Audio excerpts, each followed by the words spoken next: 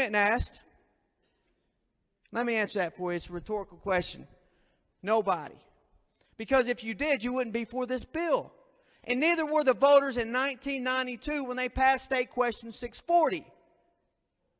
1990, we went through the same exact situation. People demanded money. Give me more money right now. I demand it.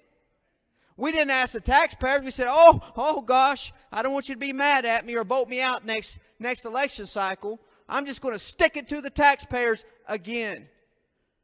That's what you're doing here. Vote yes tonight. That's exactly what you're doing. Because you know why? The voters in 1992, when they stuck it to them in 1990 by a simple majority, by a Democrat-controlled legislature, they went and said, we're going to do an initiative petition and we're going to stop this. And it has worked just like they envisioned it to work. And that is to stop this body from taxing them into oblivion. But we're back here again. What about House Bill 1017, the largest tax increase going to save education?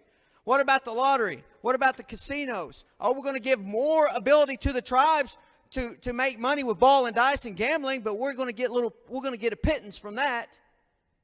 We're going to tax them to death on their hotel motel. We're going to stick it to them again.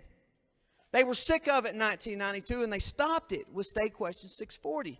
And we get confused up here. Most of you weren't around then, and that's okay.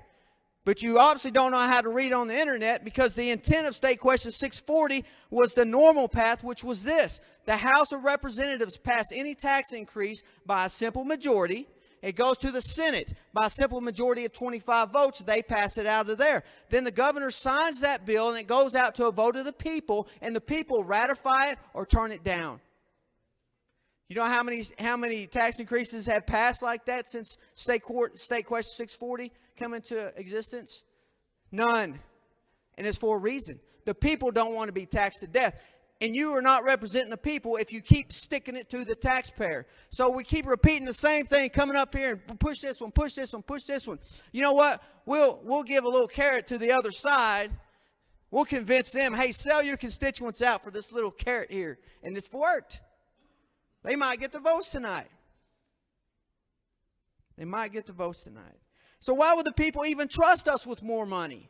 We got the health department that's misappropriated millions and millions of dollars. We had to backfill that with that we could have sent to education or give teachers a pay raise. How about recently, just this morning, I saw an article about the Department of Agriculture. How many other agencies are out there doing the same thing? I bet you there's a bunch, but how are we going to know? Because we don't want to audit.